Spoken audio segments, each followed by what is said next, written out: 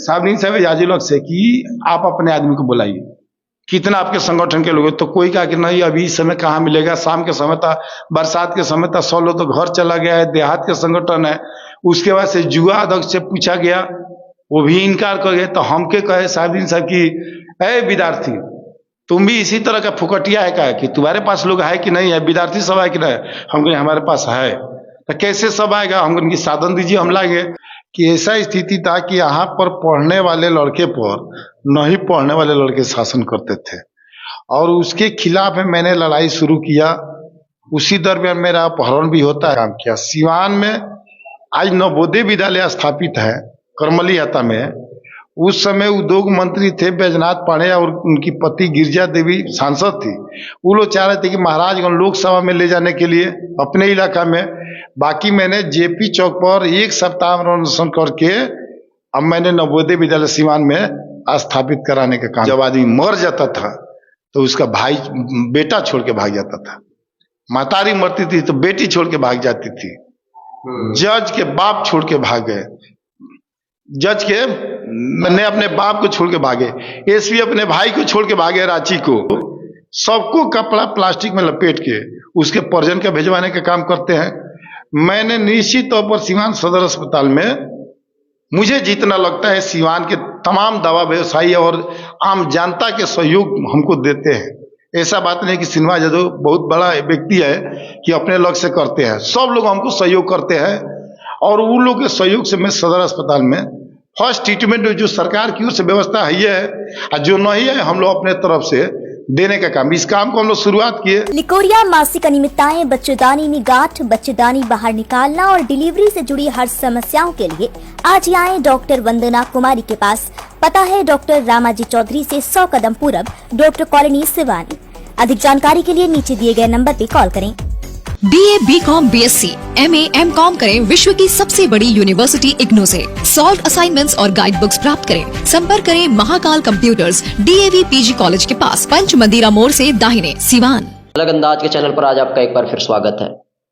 आप सबको पता है सीमान गोपालगंज को आगे बढ़ाने में जिनका योगदान है, जो सीमान गोपालगंज के जो स्पेशल लोग हैं, अलग अंदाज की टीम उनके पास जाती है, उनकी जीवनी को समझने की हम लोग कोशिश करते हैं। उनका स्ट्रगल और अब तक पहुंचने में किन किन चुनौतियों का सामना करना पड़ा है, ये तमाम चीजें हम लोग जानने की कोशिश करते हैं।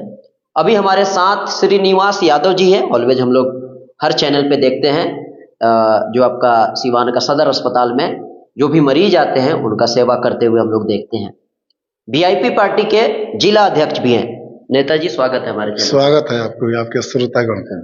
प्रोग्राम का तो थीम आपको पता ही हो, कई लोगों को हम लोगों ने किया है, मालूम है जी जी। तो सबसे पहले गांव, पिताजी का नाम, ये चीजें आप बता दें। स्कूलिंग आपने कहाँ से किया, 10th कहाँ से किया, 12th कहाँ से किया, फिर और आगे बात किया जाएगा। देखिए मेरा घर है बलहूं गांव है, दरौली थाना क्षेत्र में जी। और मैंने बलहूं प्राथमिक विद्यालय से पढ़ाई शुरुआत किया, और दरौली हाई स्कूल में मैंने मैट्रिक पास किया, और उसके बाद से सिवान DAV कॉलेज में मैंने अपना नामांकन पढ़ाई का शुरुआत किया।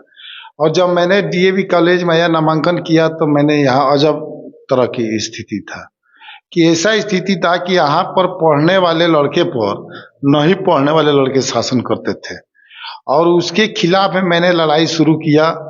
उसी दरमियान मेरा अपहरण भी होता है। अपहरण के बाद से किसी तरह प्रशासन और सिवान के जनप्रतिनिधि के द्वारा मुझे जान बचाई जाती है, आम छात्रों के द्वारा। उसके बाद से मैंने DAV कॉलेज का नेतृत्व किया, और अपने नेतृत्व के समय में जो भी व्यक्ति, जो मुझे लगा कि सुविधा बिहार में किसी विद्यार्थी को जो नहीं मिलता था, मैंने सिवान में पढ़ने वाले विद्यार्थी को हर सुख सुविधा दिलवाने का काम किया। एडमिशन हो, चाहे उस समय तो बहुत, आज तो गांव में भी बिजली का कमी नहीं हो रहा था, और आज के डेट में उस समय 90 के दशक में सिवान जैसे शहर में 4 घंटा से ज्यादा बिजली नहीं रहती थी। तो पढ़ने वाले विद्यार्थी को तो महसूस होता था कि लाइट की आवश्यकता है शहर में।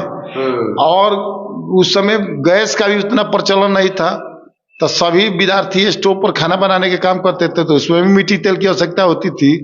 मैं सारी चीज सरकारी सुविधा मैंने उपलब्ध कराने का काम किया, और सिवान में पढ़ने वाले विद्यार्थी को कहीं से भी आते थे उनको आधा पैसा पर लाने के लिए मैंने जिला पदाधिकारी और उस समय के परिवहन और गाड़ी यूनियन से बैठक करके लागू कराने का काम किया। सिवान में आज नवोदय विद्यालय स्थापित है करमली हता में। उस समय उद्योग मंत्री थे बैजनाथ पांडे और उनकी पति गिरजा देवी सांसद थी। वो लोग चाह रहे थे कि महाराजगंज लोकसभा में ले जाने के लिए अपने इलाका में। बाकी मैंने जेपी चौक पर एक सप्ताह अनशन करके अब मैंने नवोदय विद्यालय सिवान में स्थापित कराने का काम किया। मुझे जितना लगा छात्र जीवन में उतना तो मैंने विद्यार्थियों को हक हिस्सा दिलवाने का काम किया। शुरू से ही आपको पॉलिटिक्स में ही इंटरेस्ट था कि नहीं, हमको शुरू से घटना घटी, आप इधर वैसा कोई शुरू में आप क्या सोचे थे? 10th के बाद 12th के हम बाद सोचे थे कि पढ़ेंगे कहीं नौकरी करेंगे। बाकी जैसे हम यहाँ मेरा नामांकन हुआ तो यहाँ मैंने अत्याचार के खिलाफ लड़ने का हम में जागृति जग गई और जिसके चलते मैं लड़ाई लड़ने के बाद से जितने विद्यार्थियों का सहयोग मिलते गया और वैसे वैसे आगे बढ़ते गए और कदम मेरा इतना दूर तक ले आ गया। तो मैंने अपहरण क्यों हुआ था आपका? अपहरण हुआ था कि वो लोग को लगता था कि श्रीनिवास यादव छात्र के नेता हो जाएंगे, अब हम लोग यहाँ दाल नहीं गलेगा, इसलिए मेरा अपहरण करके दबाना चाहते थे। बाकी वो जस्ट उसका उल्टा हो गया। जे ही मेरा अपहरण होता है आधा घंटा के अंदर में 10,000 से अधिक लोग जुट जाते हैं और सारे विद्यार्थी और शहर के लोग हमारे व्यवसायी लोग हमारे साथ हो गए और सब लोग सपोर्ट करने काम किए और उसके बाद से उसी दिन से उन लोग की कहानी समाप्त हो गया। सारे विद्यार्थी साथ में। जब विद्यार्थी को हक हिस्सा मिलने लगा, सुख सुविधा मिलने लगा तो काहे आपके पास जाएंगे, काहे दूसरे के पास जाएंगे। मैंने जितना दिन तक ले इंटर से लेके पीजी तक ले मैंने क्लास किया, अपना डिग्री प्राप्त किया, उतना दिन तक ले मैंने नेतृत्व करने का। बाकी मेरा संजोग है, मैं उस समय जनता दल का छात्र का अध्यक्ष हमको बनाया गया। साहबदीन साहब के रीजिंग में उन्होंने कहा कि नहीं आप जुआ के भी नेतृत्व कीजिए। कुछ दिन ऐसा समय साहबदीन साहब बोले, हाँ साहबदीन बनवाए। मुनाजिर हसन उस समय प्रदेश अध्यक्ष थे और उन्होंने फोन किया। ऐसा समय आया कि लालू यादव चारा घोटाला में जेल गए और जेल गए तो सूचना या पटना से कि आज बंदी कराना है, कल बंदी कराना है, लुकड़ सभा कराना है। लुकड़ सभा तो उस समय कृष्णा सिनेमा हॉल में साहबदीन साहब थे और उस समय श्री शंकर यादव चुनाव हार गए थे और बिहारी चौधरी थे, सारे लोग थे और ये जाजू लोग उस समय जिला अध्यक्ष थे और वहां बुलाहट हुआ। सभी लोग हम लोग अध्यक्ष हुए थे। जयप्रकाश यादव जुआ के अध्यक्ष थे। तब पूछे साहबदीन साहब जाजू लोग से कि आप अपने आदमी को बुलाइए, कितना आपके संगठन के लोग हैं। तो कोई कहा कि नहीं अभी इस समय कहाँ मिलेगा, शाम के समय था, बरसात के समय था, 100 लोग तो घर चला गया है, देहात के संगठन है। उसके बाद से जुआ अध्यक्ष से पूछा गया, वो भी इनकार कर गए। तो हमके कहे साहबदीन साहब की ऐ विद्यार्थी तुम भी इसी तरह का फुकटिया है क्या कि तुम्हारे पास लोग है कि नहीं है, विद्यार्थी सब है कि नहीं? हम कहे हमारे पास है। तो कैसे सब आएगा? हम उनकी साधन दीजिए, हम लाएंगे। जितना मंत्री संतरी लोग के गाड़ी थे सारे वो अपने गाड़ी दिए। हमने ढाला पर से पूरा लड़का को चला के मैंने 10 टिप लगा के सारे लड़का के विरोध के लाए कृष्णा सिनेमा के लगे और लुको ये थी मना। अब बारिश कर रहे थे कि आज होकवे नहीं करेंगे, मन में नहीं करेंगे, डांड भर पानी लग गया। हम लोग जुलूस निकाले। उस समय जो अपूर्वा होटल आज यहाँ है, उस समय जहाँ उस कोना पर होटल था कचहरी के लगे और वहाँ सारे लड़का लोग को मिठाई खिलाई साहबीन से, वहाँ से रसगुल्ला या फिर गाड़ी से सभी लड़कों को। तब रात में मीटिंग हुआ कि अब बंदी कैसे कल सफल किया जाएगा। बंदी के लिए इसलिए कि सुबह तो बंदी नहीं करना है जी, तो सबको ड्यूटी बना। तो मेरा ड्यूटी 4 बजे हुआ कि आपको हर हाल में जेपी चौक पर आना है। एजाजी लोग साहब को हुआ कि आप भी जेपी चौक पर आइएगा। लीलावती गिरी को हुआ कि आप भी जेपी चौक पर आइएगा। सारे लोग हुआ, बाकी कोई लोग नहीं। 4 बजे ठीक मैं नेट पर आया, वहां पर घटना स्थल पर जेपी चौक में मैंने बंदी कराना शुरू किया। जिस तरह सिस्टम सब बंदी कराने के लिए, और उस समय आरएफ फोर्स गठित हो गया था और पहले उन्होंने हमारे पर वार किया और मेरा मार के बाँ हाथ तोड़ने का काम किया। उसके बाद से पूरा आग की तरफ फैल गया। जानकारी हुआ साहबदीन साहब को और बिहारी चौधरी को, श्री शंकर यादव के जाजी लोग को, सब लोग को। हम हॉस्पिटल में गए, सारे लोग आए। ऐसा बात नहीं कि हमको आए, इलाज कराए, इलाज करके फिर हम लोग साथ में चले गए और साथ में जाने के बाद से तब जाके पकौलिया ढाला बंद हुआ। उसके बाद से शहर टोटल बंद हुआ कृष्णा सिनेमा से। उसके बाद से प्रशासन के द्वारा, जिला पदाधिकारी महोदय के द्वारा और उस समय के एसडीओ के द्वारा आया गया कि नहीं, आप लोग पार्टी के डिसीजन है, अब आप लोग गिरफ्तारी दीजिए। तो उस समय हम लोग उस अमीन साहब रह गए कृष्णा सिनेमा हॉल में, हम लोग टोटल लोग चले गए VMH में। सरकार की ओर से, जो प्रशासन की ओर से व्यवस्था था चिवड़ा मीठा के लिए, हम लोग सभी लोग VMH में अपना धरना समाप्त किए। तो आंदोलन में तो हमको विश्वास रहता है, हम लोग काम किए। बाकी और राष्ट्रीय जनता दल से नाता कैसे टूट गया? 1999 में उस समय विद्यार्थियों का रजिस्ट्रेशन 55,000 हुआ था और उसी पार्टी के मैं अध्यक्ष था, और हम उस प्रशासन के द्वारा आरोप लगा दिया गया कि नहीं 55,000 लड़का सब जाली है। हम कि भाई जाली कैसे है, जब उस समय 96 से अधिक हाई स्कूल था। कौन ऐसा हाई स्कूल है कि 500, 600, 1000, 1500 लड़का नहीं सेंटअप करता है? आज के भी रेशियो देखिए, उस समय के भी रेशियो देखिए, तो वो लोग कह रहा था कि नहीं जाली है। हम कह कि नहीं, सब सही है। और इसी के लिए लड़ाई हम लोग को 1999 में ठन गया। और उसके जब प्रशासन नहीं बात मानी, मैंने बाध्य होके आमरण अनशन पर SDO कार्यालय के सामने बैठ गया। लगातार 1 सप्ताह तक ले आमरण अनशन पर मैं बैठा था। तब जाके लालू यादव इंटरफियर किए और तब जाके 2 बजे रात में मेरी मांग को पूरा किया गया। और जब मैं अनशन पर बैठा तो उसी पार्टी के लोग खिलाफ हो गए। सारे लोग हमारे, हम ही लोग का सरकार है, हम ही लोग के खिलाफ इन्होंने धरना। हम तो बैठे थे विद्यार्थियों का हक हिस्सा के लिए कि विद्यार्थियों को न्याय मिलना चाहिए, इसलिए कि रजिस्ट्रेशन अगर 1 साल बैक हो जाता तब फिर 1 साल पीछे हमेशा रहता। अब 55,000 लड़कों का भविष्य अंधकार में हो जाता। तो उस परिस्थिति में लड़कों की लड़ाई लड़ने के लिए मैंने बैठा। मजबूरन जिला प्रशासन को 2 बजे रात में रजिस्ट्रेशन रिलीज करना पड़ा। और उसके बाद से रिलीज कराने के बाद से मैंने पार्टी को लगा कि नहीं, इस पार्टी में न्याय की लड़ाई नहीं होती है, इस पार्टी में कोई न्याय की लड़ाई लड़ेगा उसके लिए इसमें जगह नहीं है। तब मैंने उस समय छोड़ दिया पार्टी और उसके बाद से जनता दल का दामन थाम लिया, शरद यादव के नेतृत्व में, रामविलास पासवान जी के नेतृत्व में। उसके बाद से मैंने उसका जिला अध्यक्ष बना, पार्टी का काम किया। उसके बाद से लोजपा के उसमें भी बंटवारा हो गया, शरद यादव रामविलास पासवान जी का। रामविलास पासवान जी लोक जनशक्ति बनाए तो उस पार्टी को हमको जिम्मेदारी दिए, जिला की कमान दिए। कमान उसके बाद से 5 साल मैंने चलाया। बाकी फिर उस समय भी संकट घड़ा आ गया मेरे ऊपर कि जब टिकट के दौड़ आया, जब पासवान जी के पार्टी को मैंने कोई नाम नहीं जानता था, यहाँ मैंने चलाने का काम किया, गाँव संगठन बनाने का काम किया। उसके बाद से जब टिकट के बात आया तो यही काली पाणे, यही रंजन यादव हमारे खिलाफ खड़ा हो गए कि नहीं, इनको टिकट नहीं दिया जाएगा। कब 2004 में? नहीं, 2005 में। 5 में हाँ, इनको टिकट नहीं दिया जाएगा।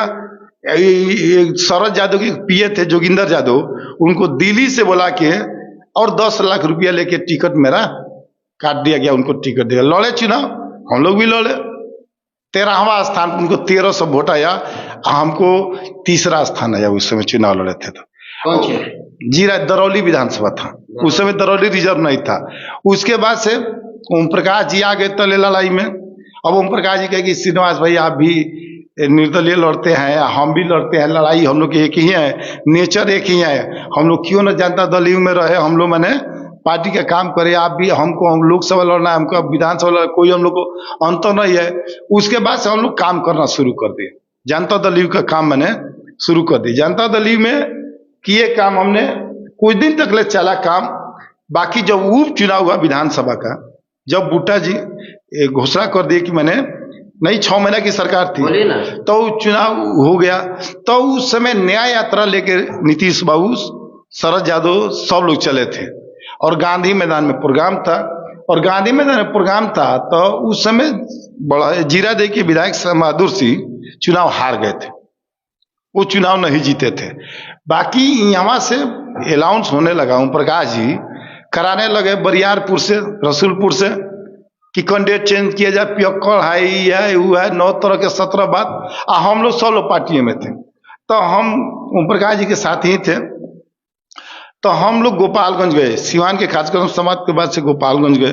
गोपालगंज के आने के बाद से हम पूछे ओम प्रकाश जी से कि बताइए कि जब आपको लोकसभा चुनाव लड़ना है तो विधानसभा में संवादों से खिलाफ करने की क्या आवश्यकता है?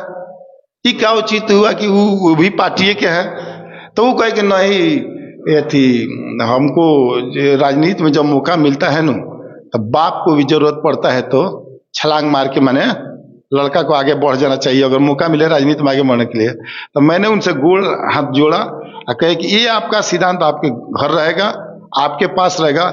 मैं चला और मैंने जेपी चौक पर अपना गाड़ी रोककर, मेरा भी उस समय बोलेरो था, उनका भी बोलेरो था, हम लोग उतर गए, अपने जो हमारा टीम के लोग थे और हम लोग छोड़ दिए। उसके बाद से पार्टी में हम थे, संवादु सिंह हम लोग थे, साथ में थे, पार्टी के संगठन में भी साथ थे और लंबा समय तक हम लोग एक काम किए, पार्टी के किए और सम बहादुर सिंह को टिकट मिला, सम बहादुर सिंह को जिताने में काम किए।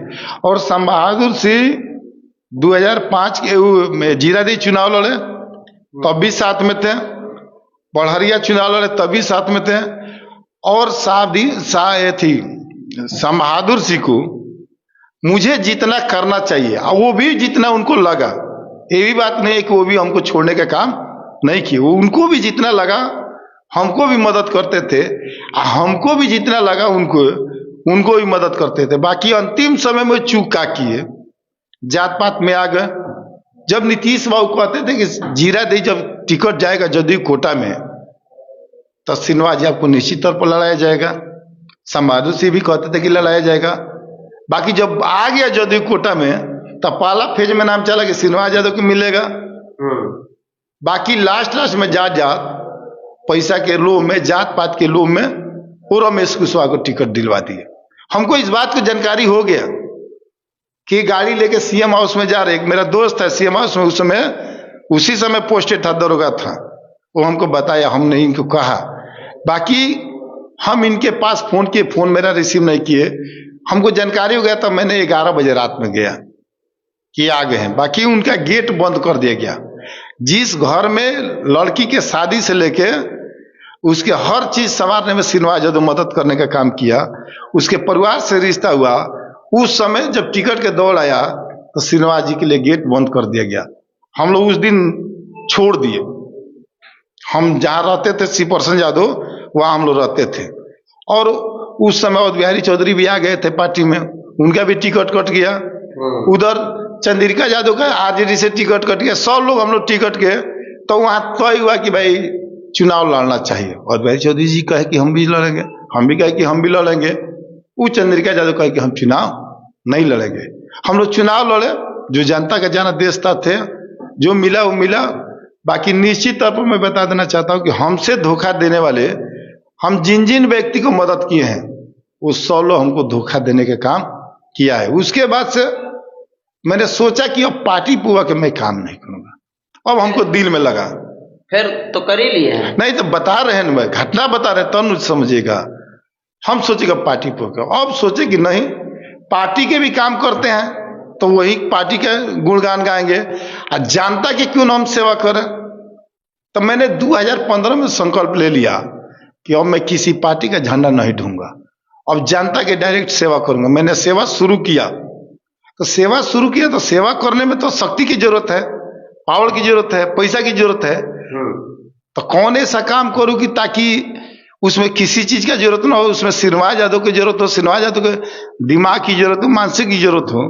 तो मैंने देखा कि सीवान में बहुत लोग हिंदू मुस्लिम करते हैं, बैकवर्ड फॉरवर्ड के बात बताते हैं।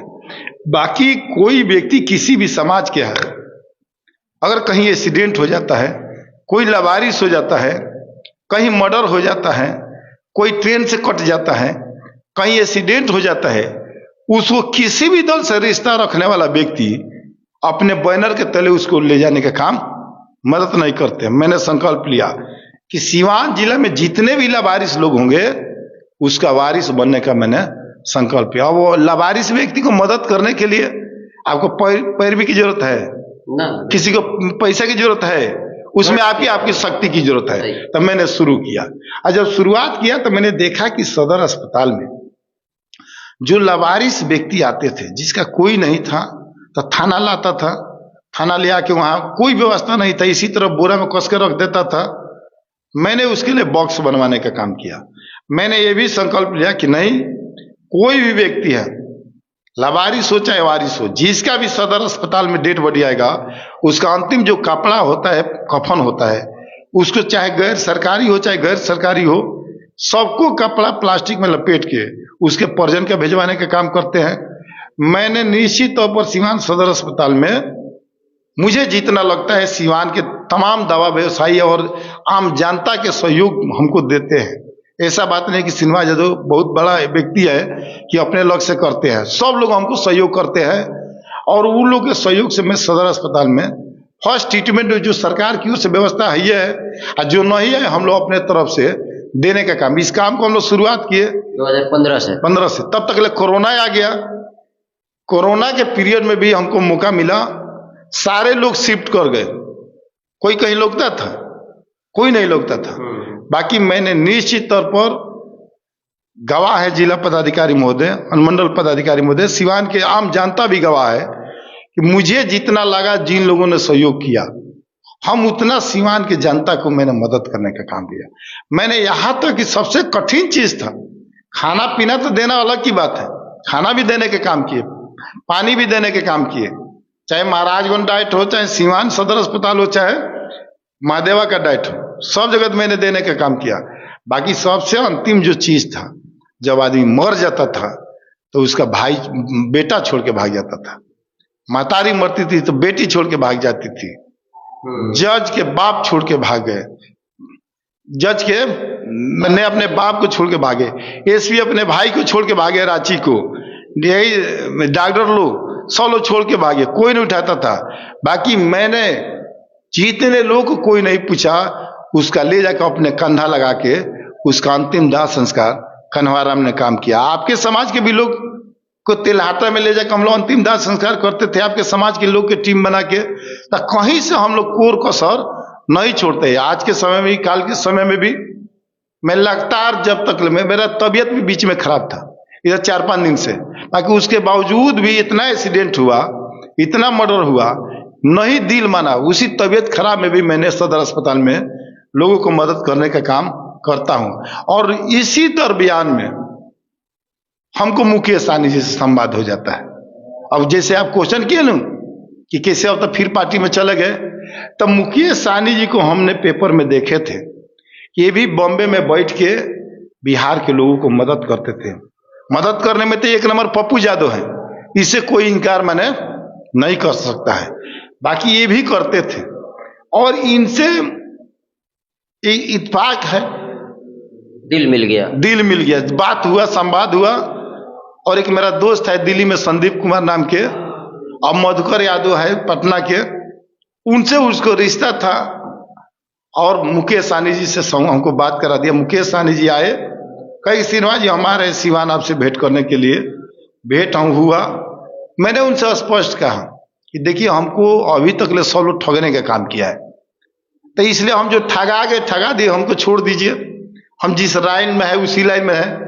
बाकी उन्होंने कहा स्पष्ट रूप से कि श्रीनिवास जी आपके जैसे व्यक्ति को हमको आवश्यकता है पार्टी में, हम आपको मदद करेंगे, हम आपको चुनाव लड़ाने का काम करेंगे। अब कहां से लड़ाएंगे, कहां से नहीं लड़ाएंगे, ये हमारे ऊपर छोड़ दीजिए। आप समाज के काम 100% कीजिए, बाकी 1% मेरा भी काम कीजिए, मेरा पार्टी का भी काम कीजिए। तो मुझे लगा कि ना, जब हम चुनाव लड़ रहे थे निर्दलीय, तो लोग कहता था कि श्रीनिवास जी किसी न किसी दल से टिकट लाइएगा ना, तो उसका एक अलग रुतबा है। हम लोग हार्दिक इच्छा है कि आपको जिताएं, बाकी टिकट के अभाव में आपका वोट का मैंने बैलेंस गड़बड़ा जाता है। तो वो इसी परिस्थिति में मुकेश सहनी जी ने गारंटी दी है कि हम आपको किसी भी हालत में कहीं से चुनाव लड़ाएंगे, आप मेरा पार्टी के जिम्मेदारी संभालिए। मुकेश सहनी जी हमको 4 जिम्मा काम दिए, कई को सीमान में कार्यक्रम कराए। अभी हाल ही में 16 तारीख को मैंने कार्यक्रम कराए टाणवा के फील्ड में, कि उस तरह का फील्ड और अभी तक कोई व्यक्ति उस तरह का कार्यक्रम नहीं कराया है। बाकी निश्चित तौर पर अभी आज के डेट में, आज ही हमारे मोबाइल पर फोटो चिट्ठी आया कि आपको गोपालगंज सिवान के अलावा गोपालगंज का भी प्रभार दिया जाता है। माने आप गोपालगंज भी जिला को आप देखिए, तो निश्चित तौर पर कोई भी व्यक्ति काम करता है ईमानदारी पूर्वक, कोई भी व्यक्ति किसी संगठन में काम करता है, किसी दृष्टि में, किसी भी क्षेत्र में, अगर बढ़िया से काम करेगा तो लोग पूछेंगे, और खराब करेगा तो उसको पूछने का कोई काम नहीं करता है। बस एक आध दो क्वेश्चन ये करके, मैंने 24 में भी अगर आप पे विश्वास जताएंगे, मुकेश सहनी जी सीवान से अगर लड़ा देते हैं तो एमपी के चुनाव लड़ जाएंगे? ये एकदम क्लियर है कि अगर मुकेश सहनी जी का कि एमपी के चुनाव लड़िए तो लड़ेंगे, कहेंगे विधानसभा के चुनाव लड़िए तो लड़ेंगे, कहेंगे कि नहीं लड़िए तो नहीं लड़ेंगे। वो जहां कहेंगे तहां अब मैंने उनके साथ हमको राजनीति मैंने कहना, इसलिए कि उनके राजनीति की जो सोच है, विचारधारा है, हमको लगता है कि सही लगता है। वो जिस चीज के लिए लड़ाई लड़ रहे हैं, एक समय था कि कर्पूरी ठाकुर, जब पूरे देश में कहीं आरक्षण नहीं था तो कर्पूरी ठाकुर आरक्षण देने काम किए थे। एक समय था जब मंडल आयोग नहीं लागू हुआ था तो यही लालू यादव, शरद यादव, रामविलास पासवान, नीतीश कुमार, 100 लोग लड़ाई लड़के मुलायम सिंह यादव, चौधरी चरण सिंह, ज्योति बाबू, इस सारे हर स्टेट के मुख्यमंत्री लग के मंडल आयोग लागू कराने का काम किए। बाकी निश्चित तौर पर उसके बाद से अगर कोई बिहार में कोई नेता जन्म लिया, कोई बिहार में कोई समाज का अति पिछड़ा के व्यक्ति ने आवाज उठाने का काम किया तो जिसका नाम है मुकेश सहनी ने, जो ने अपने समाज की 112 जातियों को आरक्षण के आवाज उठाने का काम किया। बताइए, उसी समाज को दिल्ली में आप आरक्षण देते हैं, उसी समाज को बंगाल में आरक्षण देते हैं, उसी समाज को आप कलकत्ता में आरक्षण देते हैं, तो हम पूछना चाहते हैं कि उत्तर प्रदेश, बिहार, झारखंड में देने में क्या दिक्कत है? ऐसा तो बात नहीं है। आज देखिए, बदतर जिंदगी है जिन लोगों को, उस समाज को जिनको आरक्षण दिया गया है पहले, हमको लगता है उससे ज्यादा बदतर जिंदगी इन लोग के समाज के। इन लोग के तो दिन भर मछली मारना है नदी में, दिन भर आना है, फिर आएगा, तुरहा समाज के लोग लेके जाएंगे, बेचेंगे। जहाँ बेचने का भी व्यवस्था, वो भी गंदा चीज है। सर पर मछली की गंदगी लेके चलते हैं और ले जाके वैसे बाजार में जगह लगते हैं जहां बहुत ज्यादा गंदगी रहता है, वहां वो लोग बेचने के काम करते हैं। तो हमको लगता है कि मुकेश सहनी जी जिस चीज की आवाज उठाए हैं, उनको तो दाबने के बहुत लोग प्रयास किए। उनको दाबने के लिए तो उनके 4 विधायक को खरीद लिया गया, उनको मंत्रिमंडल से हटा दिया गया, उनको विधान परिषद के सदस्यता से हटा दिया। बाकी उस आदमी जीएस है, उस समाज में निश्चित तौर पर एकता है, सहानुभूति है उस समाज को कि जब श्री राम जी जैसे व्यक्ति को, जब सीता जी को अपहरण करके रावण लंका लेके चला गया, और जब नदी पार कराने के वक्त आया तो निःशुल्क बिना स्वार्थ के केवट ने पार कराने का काम किया। और जब उधर से भी आए, लड़ाई जीत के भी आए, तो भी निःशुल्क न लगने का क्या। और जब राजगद्दी संभालने की बात हुई तो उनको न्योता देना श्री राम जी ने भूल गए थे। बाकी उसके बाद से राजगद्दी संभालने के पहले उनके मंत्री गए थे कहने के लिए कि हो गया है हजूर, चला जाए, अब राजगद्दी का समय हो गया है। कहे कि नहीं, जब तक ले केवट नहीं आएंगे तब तक ले हम राजगद्दी पर नहीं बैठेंगे। तब वो आज के चार्टर प्लान, आज के हवाई जहाज, हेलीकॉप्टर, उस समय के विशेष विमान से नदी के तीर से, समुद्र के तट से केवट को लाया जाता है। केवट ने राजगद्दी पर बैठाने का काम किया, तब श्री राम जी ने समाने के। उसी तरह मुकेश सहनी जी को नरेंद्र मोदी जी के प्रधानमंत्री बनने के पहले मुकेश सहनी जी से रिश्ता होता है और अपने प्लेन में, अपने सभा में लेके घुमाने का काम करते हैं। और इस सारे समाज के लोग जब वोट दिए तो नरेंद्र मोदी ने भारत के प्रधानमंत्री बनने का काम किए। उसके बाद से नीतीश बाबू को 2020 में जब समय आया, परिस्थिति आया, एनडीए गठबंधन से उन्होंने समझौता किए मुकेश सहनी जी ने, तब पूरे समाज के लोग एक मुश्त में, अति पिछड़ा के लोग, मलाह समाज के लोग, नुनिया तुराह समाज के लोग बीजेपी को वोट देने का काम किया। तब जाके नीतीश कुमार मुख्यमंत्री, चाहते तो मुकेश सहनी मुख्यमंत्री बन जाते। जिस समय गठबंधन की सरकार थी, 4 विधायक घट रहा था आरजेडी का, और 4 विधायक घट रहा था नीतीश कुमार के, और 4 विधायक मुकेश सहनी के पास था। चाहते तो मधु कोला जी सिंगल व्यक्ति थे, झारखंड में सिंगल व्यक्ति निर्दलीय चुनाव जीत के मुख्यमंत्री बने कि नहीं बने। बाकी चाहते तो मुकेश सहनी जी भी बिहार के मुख्यमंत्री बन जाते। कहते कि नीतीश बाबू और लालू बाबू आप हमको सपोर्ट कीजिए, हम आपको सपोर्ट नहीं तो मजबूरन चुनाव में नहीं जाने के लिए इन लोग सपोर्ट करते। तो निश्चित तौर पर मुकेश सहनी आज बिहार के मुख्यमंत्री होते। बाकी उस समाज में एकता है, उस समाज में निश्चित तौर पर छल कपट नहीं है। उन्होंने, मुकेश सहनी जी ने गठबंधन धर्म के पालन किया और निस्वार्थ भाव से नीतीश कुमार को मुख्यमंत्री बनाने का काम किया। बनाने का सजाए क्या मिला कि सारे पद से इनको खत्म कर दिया गया और सजा दिया गया कि बिहार से इनका राजनीति समाप्त कर दिया जाएगा। बाकी जिसको ऊपर वाला नहीं मारेंगे नीचे वाला से मारेंगे। ये लोग मंत्री पद से हटाए, विधान परिषद से हटाए, विधायक खरीद लिए। बाकी आज मुकेश सहनी जिस तरह यात्रा कर रहे हैं, जिस तरह लोगों का हर जिला में जमावड़ा जुट रहा है, लोगों का समर्थन मिल रहा है, जिस तरह पहले 90 के दशक में लालू यादव कहीं जाते थे तो हेलीकॉप्टर दे के, गाड़ी दे के लोग जुट जाता था, गरीब तबका के लोग। उसी तरह आज मुकेश सहनी जहां जा रहे हैं तहां लोग जुट जा रहे हैं। तो हमको लगता है कि निश्चित तौर पर बिहार में परिवर्तन होगा।